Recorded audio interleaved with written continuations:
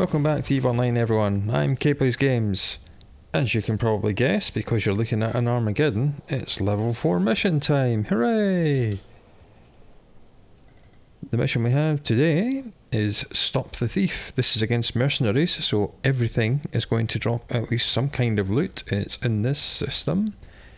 431p and 408,000 bonus reward if you do it within 2 hours and 24 minutes, and 1600 loyalty points, which means it's like a middling difficulty mission.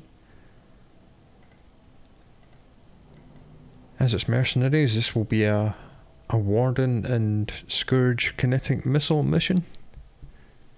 It's just a single, in fact it's not even a room, it's a dead space location. Warp drive active. And by that I mean there is no inward gate, you just warp to the site.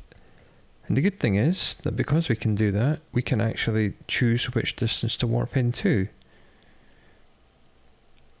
If you choose warp to 0, warp drive active, and then cancel the warp. Yeah, you do have to cancel the warp because this is how this works. Instead of using the button, come here and then go warp to location within, I think we'll do 50. Warp drive So active. we'll warp in at a little bit of range, and that means you can probably put the wardens out and snipe things. This mission starts with one battleship right in the middle of the pocket, and then on the extreme right hand side is a group of 6 or 7 cruisers, and on the left hand side is a group of 6 or 7 frigates, and they're all quite far away. They're about 70 or 80 kilometres away from the battleship. There's the battleship, okay. Because the orientation changes, so we could, sometimes you land over here, sometimes you land over here, but we've landed pretty close to the frigates, that's fine. I don't mind shooting frigates, that's not an issue.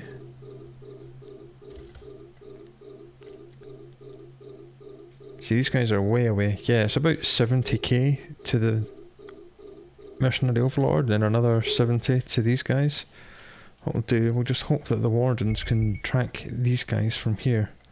I'll just start shooting at the battleship, which is a bit risky because he's the trigger. Once he dies, a big group of stuff, I think it's 3 other battleships and a whole host of other cruisers appear right where he is.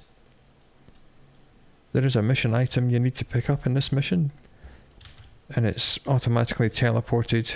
The reports are automatically teleported into your cargo hold when you kill the last thing in the mission, so you don't have to worry about running around and picking up cargo cans. You just kill everything. The ranges involved makes it quite annoying to salvage. I'm not sure if I told you or not, but I did do another level of long range missile skill, so we can shoot missiles all the way out to our targeting range now. I also did one more level of salvaging because the Noctis wasn't fast enough, believe it or not. But salvaging is a great skill. Every time you train it, you get 100% bonus to salvaging. So the salvagers just became 100% better. 100% increase in chance of salvage retrieval per additional level. So we went from 3 to 4. Which was nice. See, these guys are all just on a, they're all red boxing because they are firing missiles, but as you can see, hardly anything's hitting us. Oh, he's about to die. That's good timing. Oh, just spit the wardens out and help him on his merry way. Oh, there he goes. Okay, here comes the good stuff. We need to get rid of all these cruisers as soon as possible, because these guys will hit us fairly hard. And I, as usual, will start working on the battleships. This is it for this mission, just this one reinforcement wave. If you are sitting right here, then it can really hurt you. Because as you can see, they are the Minotaur battleships, and they like to get really close. Well, not Minotaur, Angel Cartel. But they do use short range weapons, they love getting up close. These frigates will web us, but they won't warp jam. And if we get in danger, then we can just micro jump drive. Then this shadow guy, he's like a false name thing. He's just a perfectly normal battleship. He's just got a different name. All the wardens are managing to track at 40 odd kilometres, which is nice. It's another one gone. See the far away cruisers of a yellow box because they're now aggressing the drones. Let's see if they can clear all these cruisers off. I hope they can. Are they missing? No, they're still hitting them. That's good. No, thank you. It's the pitfalls of chatting to people in English help when I'm not recording. I always get bombarded with emails and conversation requests when I'm trying to record. Right. In fact, no, they can shoot the battleship now. Because the battleships are now in range, which is why our tank's taking a bit of a kicking. So we'll get the drones to help us out. Because I think this Shadow's grunt at 28k is a little bit too close for them to track. But they shouldn't have trouble hitting a battleship at this range. Which they don't, which is nice. This one's taken a sliver of shield damage on these 4 guys. Which have finally flown all the way in from a million miles away from where they were. Okay, get him down, then Shadow, and then I'll plink away at this one guy, and these drones will take out these 4. Then we'll put out the light drones and clear the rest of the mission out of the way. Well, it's good that they're approaching. It means that we shouldn't have to move the Noctis too far when it comes, so we'll just save that wreck. Ah, good, they've all red boxed me. There we go, the reports have teleported themselves into our cargo.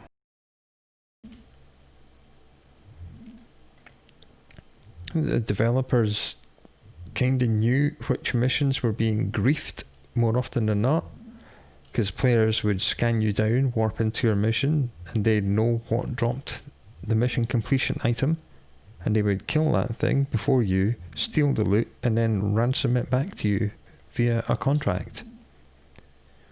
So the developers thought this was a little bit stupid, so some mission items in the most popular griefing missions is teleported straight in here, like the reports, and I think the damsel and damsel in distress does on level 4, she doesn't on level 3, and this is the point I was coming to. They haven't done it with every mission. So some missions you do have to go and pick up a cargo can or loot something from a wreck, and in other missions you don't. Right, let's just bring the drones back in. We'll missile him and we'll drone the fighters. See, I don't know the reasoning behind which missions they chose to have things teleport into you. There doesn't seem to be any rhyme or reason or rationale behind anything they're doing at the minute. So you'll sometimes get people in help chat who are used to having to go and pick things out of cargo cans, get confused. They say, I can't find the mission item, and you have to tell them to check in their cargo. Or vice versa, they're used to things being teleported into the cargo, and they don't realise they've got to go and lift it out of a can. I wish the developers would make their minds up and just make them all teleport straight into your thing, or just eliminate them altogether. Eliminate the need for carrying items on back to your agent, and just have it like a completion trigger when you've killed everything. That would be the intelligent thing to do. So if you just warped in to this mission, you land pretty much right on that big rock, and then if Shadow and his goons appear right on top of you, you saw how much our tank was being beaten up. Warp drive active. So this mission can be testy unless you know what it's like. Hey, let's have a look at all this lovely loot. I think most of our mission videos that we're making now are getting shorter and shorter in duration. It's good for you, it takes up less of your day to watch a mission. Good for me, because it makes me more ISK per hour. Docking permission requested. Docking request accepted. Really must make an instant dock at the Amar Trade Hub, because at the minute, for the last few days, there's been one person sitting right on top of it in a tornado, and he's cargo scanning and killing people as they arrive at the docking ring. If you remember, when you warp to 0, or if you click dock on a station, when you arrive at the station, you don't actually arrive at the model. you arrive at the edge of the docking ring which surrounds it, and due to the random nature of warping, sometimes you land a little bit outside it and drift into docking range and then dock, and that's when he's catching people. Really must fix that. Okay, complete mission. Grab the newly improved Noctis. Right click, get repair, check if any of the drones got damaged. Ah, one of the hubgobs did. Oh well, 19 ISK to repair.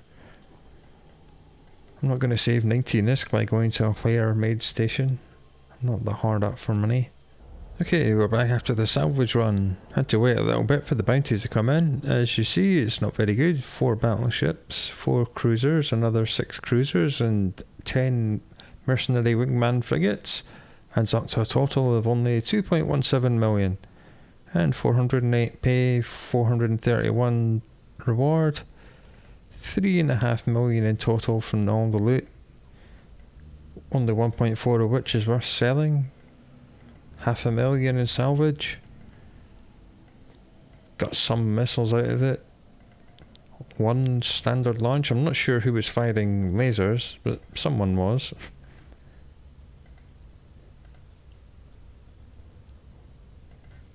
And all the rest of it, well, as always, be melted down for loot. And how much sidewind? That's not bad, 17. I like when you get lots of ammo, because ammunition tends to have lots of sidewind in it, and sidewind is used to build more missiles with which to kill things with. So that was the Stop the Thief level 4 mission. Okay, let's do a quick update on the planet mining situation, because it's changed a little bit. As you know, I was making rocket fuel on a gas planet because I thought that our one lava planet would be able to keep up with the production of our 2 barren planets, and for a while that worked, and then the barren suddenly became pretty productive and the lava fell off, and we ended up with about 25,000 excess precious metals from the 2 barrens. So what I did is I took the plunge and I demolished the entire colony on the gas planet, and I actually started a new one on the ice planet to get more heavy metals. So we're now not producing any rocket fuel at all, but we are producing much more enriched uranium, which was the point, because enriched uranium was the product that we had specified as being worth the most.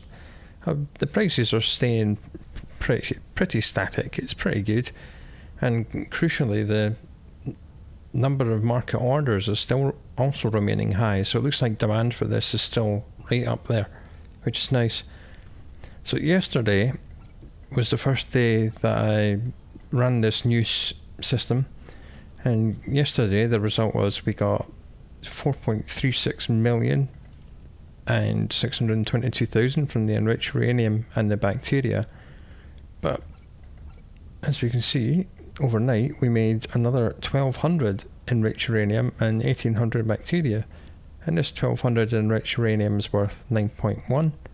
So the bacteria has gone down because we've had to make more advanced factories on the temperate planet to make the enriched uranium. That's good. The bacteria was only ever a little bonus just to use up whatever power grid and CPU we didn't need for the exact number of factories we had. So we've gone from 4.36 a day up to 9.1, which is a fantastic thing. This is the yield from both of our barren planets. So yesterday, between yesterday and today, both of our barren planets have made a total of 7,720 precious metals, and our lava and ice have made a combined total of 9,640 toxic metals. Yes, it does mean that eventually this huge stockpile of excess precious metals will be used up, and we'll end up probably with an excess of toxic metals, but that's fine, because that means that we're now maximising our production, because we've got 2 planets making precious, 2 planets making toxic, and 1 to combine them all. Ideally, Martia would have a plasma planet, because plasma actually they can produce both toxic and precious metals, so we'd keep an eye on what the yields of the other 4 were, and use the plasma just to balance it out, change it on a daily basis as to which one we needed more of to keep it balanced. But unfortunately Martia doesn't have a plasma planet, so we'll just have to live with it like this. if and when we ever do get to level 5 interplanetary consolidation, which takes about 18 days, then we'll probably reinstate the rocket fuel planet and the gas planet and start going back to making that. So our stockpile of excess precious metals is, over the last few days, has gone down from like 24,000 to just under 14 now, but that's fine. So that means tomorrow we'll probably have another 1,500 enriched uranium. That's not bad. 9 million a day for 20 minutes work. It does add up to a significant amount over 30 days. So that is the current situation with our planet mining operations. Hope you come back for the next one. Hopefully it'll be a little bit longer, or maybe not, but hopefully it'll be a lot more lucrative anyway. Until that time, do take very good care of yourself, and I'll talk to you later.